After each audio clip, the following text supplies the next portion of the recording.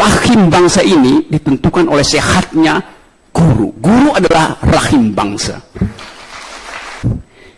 Pendidikan kita diukur berdasarkan kemampuan kita untuk membaca masa depan dengan alam pikiran. Masa depan hanya bisa ditempuh dengan jalan pikiran. Selamat pagi teman-teman. Saya mesti cari akal supaya ada yang diviralkan. Tadi saya lewat di depan gerbang Kementerian Pendidikan itu. Ada spanduk besar di situ. Tagline dari Hari Guru. Bunyinya begini, verbatimnya saya kutip.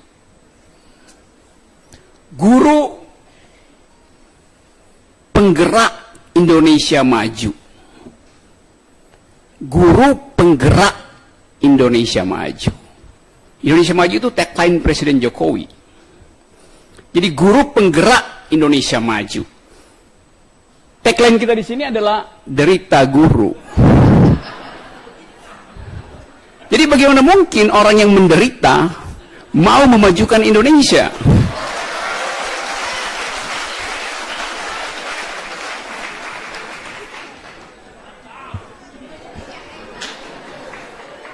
Jadi dari awal ada kekacauan paradigma dalam cara kita berpikir. Kita hanya ingin promosikan spanduk, tapi konsekuensinya kita tidak mau ikuti. Kalau saya lanjutkan lagi logikanya, saya periksa aja logikanya itu. Guru penggerak Indonesia maju. Yang menggerakkan guru siapa? Dengan ekonomi 5% apa yang ingin digerakkan? Bahkan guru menanggung kegagalan dari ekonomi yang tidak tumbuh. Jadi dari segi logika aja udah kacau cara kita merumuskan soal dan cara kita memotret persoalan. Apalagi kalau saya lanjutkan kritisisme ini. Guru penggerak kemajuan Indonesia. Guru penggerak Indonesia maju. Indonesia maju itu adalah fungsi dari sukses Departemen Perdagangan, Departemen Perindustrian, Departemen Pariwisata. Jadi guru adalah penggerak departemen,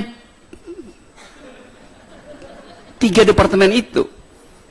Kalau begitu Menteri Pendidikan harus menjadi super minister untuk mengatur 3 departemen itu. Kan itu logikanya kan. Jadi kita mau menghormati guru dengan membohongi alam pikiran sendiri itu. Seolah-olah dengan mengatakan guru penggerak Indonesia maju, maka akan ada energi turun dari langit untuk menggerakkan guru agar supaya berpacu menempuh Indonesia maju. Dipacu dengan 5%. Bahkan 5% itu semua negara di dunia dalam 1 minggu ini mengutuk data statistik Indonesia. Bloomberg masih bicara itu, Australia kemudian bicara, New York Times bicara bahwa bohong Indonesia tumbuh 5%. Itu pasti dipalsukan data BPS-nya. Yes, kita baca di mana-mana itu. Jadi saya memulai dengan semacam pertimbangan akal sehat supaya kita bisa dudukkan problem ini sehingga kita tidak masuk di dalam jargonisme. Ya, saya senang karena PKS selalu mampu untuk mencari isu yang paling strategis bagi bangsa ini. Semacam PKS itu partai kehendak semesta.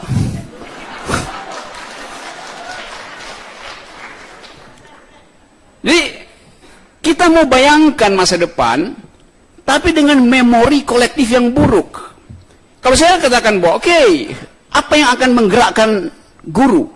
Tentu adalah ide tentang Indonesia maju. Jadi ada circular error di dalam logika itu. Guru penggerak Indonesia maju, tapi untuk menggerakkan guru, ide Indonesia maju itu harus jernih dulu. Kalau saya tanya misalnya pada pemerintah, apa itu Indonesia maju itu? Tidak ada jawaban kecuali adalah ini yang akan kita capai. infrastruktur, SDM. Iya, tapi itu adalah semua bangsa juga berpikir begitu. Apa kaitannya Indonesia maju dengan filosofi pendidikan Indonesia?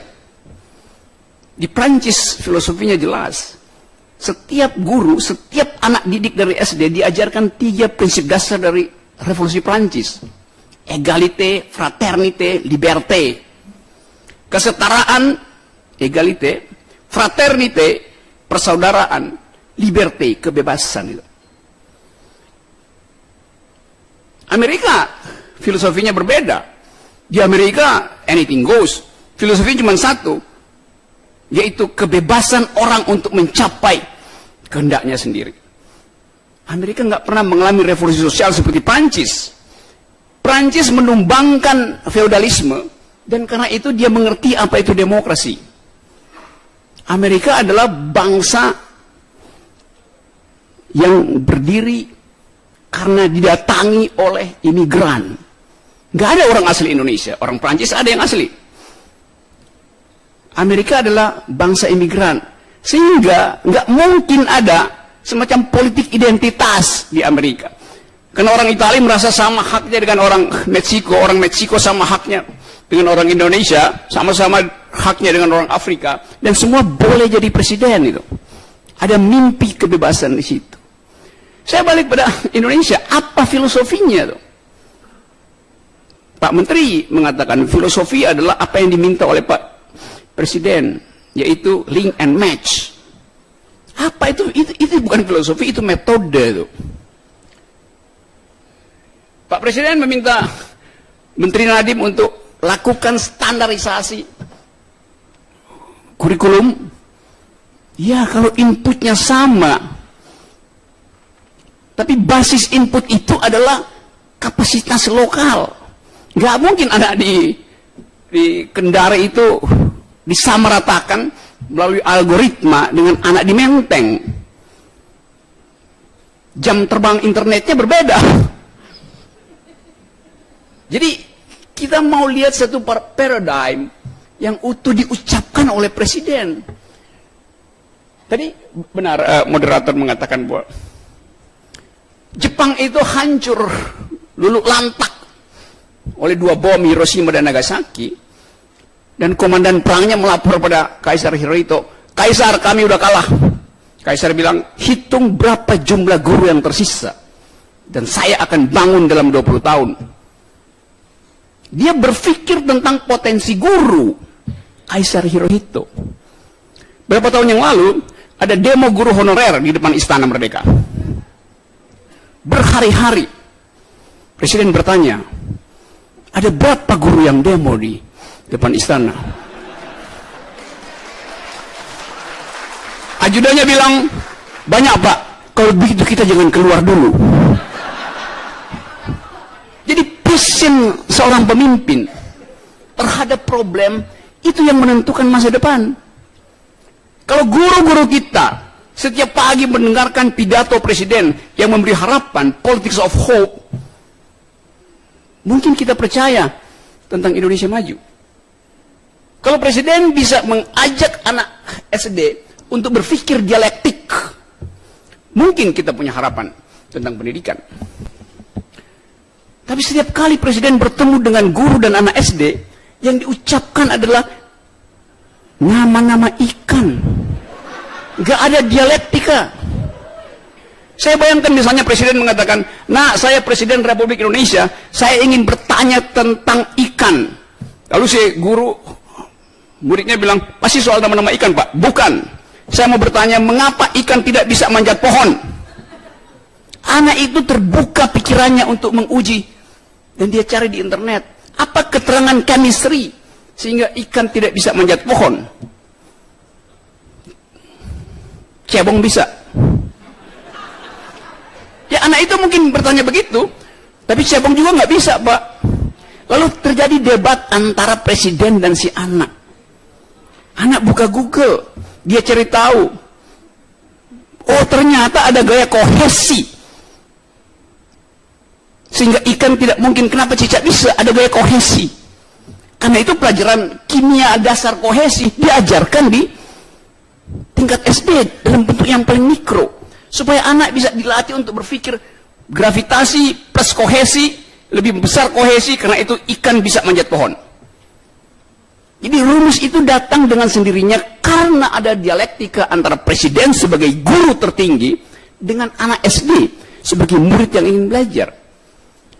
Kalau semua hafal nama-nama ikan, si anak itu bilang gampang betul lulus dari SD cukup dengan menghafal nama-nama ikan. Jadi sekali lagi kita ada di dalam keadaan itu, krisis cara berpikir. Bahkan itu terjadi sampai di tingkat universitas, mahasiswa, dosen itu. Berapa waktu lalu saya kasih kuliah umum di satu universitas, dekannya tanya, Pak Rocky, kan udah jam 2, Pak Rocky udah makan belum? Saya bilang, saya belum makan, Pak. Kalau begitu kita cari makan dulu, Pak. Bapak pasti lapar. Lalu saya bilang, Anda bertanya saya sudah makan atau belum makan, bukan bertanya lapar atau tidak. Jadi dianggap kalau saya bilang saya belum makan, maka saya lapar. Justru karena saya kenyang, maka saya belum makan. That's the logic. Jadi soal simpel semacam itu terjadi karena kita mau seolah-olah bersifat sopan santun, bertanya sudah makan atau belum. Kenapa nggak tanya lapar apa enggak itu? Itu lebih telak. Saudara lapar atau tidak? Kalau lapar mari kita pergi makan. Saudara sudah makan atau belum makan? Saya belum makan. Berarti saudara lapar? Enggak, justru saya kenyang. Maka saya belum makan. Dan logika ini yang mesti diajarkan, cara berpikir semacam itu. Jadi sekarang saya dengar dari kementerian Pak Wisnu menerangkan tentang beban anggaran yang memang tidak cukup itu.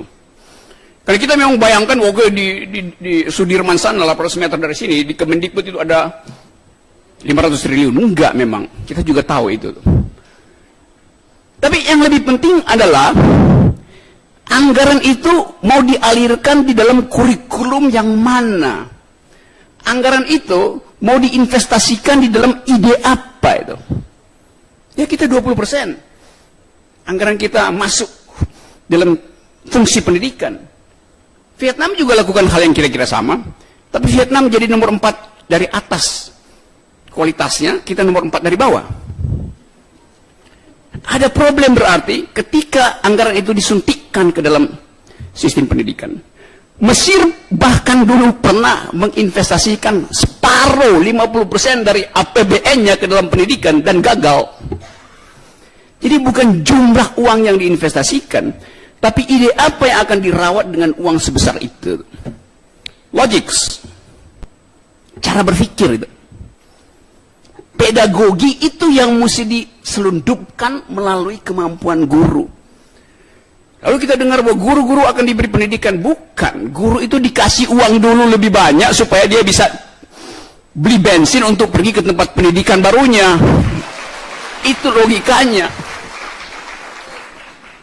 Jadi disiapkan pendidikan guru, tapi ya, si guru mending saya nggak belajar daripada saya nggak bisa biayai balita dia. Sama seperti belum lama ini saya kasih kuliah umum di Bau-Bau, di Kendari ujung sana tuh.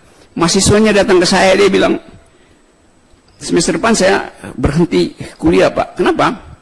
Karena saya harus punya uang 50.000 rupiah per hari supaya saya bisa bertahan. Jadi dia menunda kuliah 2 semester hanya untuk dapat 50.000 rupiah. Jadi kenyataan ini memperlihatkan bahwa mestinya ada guiding ideas di depan yang timbul dari keyakinan kita bahwa presiden akan menuntun kita pergi pada politics of hope. Tapi di belakang kita ada politics of memory yang menghambat kita untuk percaya. Karena bahasa yang keluar selama ini bukan bahasa-bahasa pedagogi, yang adalah bahasa-bahasa yang mengancam. Kalian radikal. NKRI harga mati. 2 menit lagi, Pak Rocky. Jadi dalam 2 menit ini saya ingin kita bicara hal yang lebih makroskopis untuk membaca masa depan kita. Dalam 2 menit ini saya ingin perlihatkan bahwa dunia ada 20 negara yang mengalami krisis karena soal pendidikan, soal pengangguran, soal transportasi, dan demo di mana-mana itu. Nah, dari 20 negara itu, seluruh problem di 20 negara itu ada di Indonesia hari ini. Itu soalnya. Dan kita mesti bicara itu di Hari Guru dengan menganggap bahwa rahim bangsa ini ditentukan oleh sehatnya guru. Guru adalah rahim bangsa. Saya terima kasih sekali lagi karena kita bisa bercakap-cakap di sini, dan saya ingin pastikan bahwa pendidikan kita diukur berdasarkan kemampuan kita untuk membaca masa depan dengan alam pikiran. Masa depan hanya bisa ditempuh dengan jalan pikiran, bukan dengan jalan tol. Terima kasih.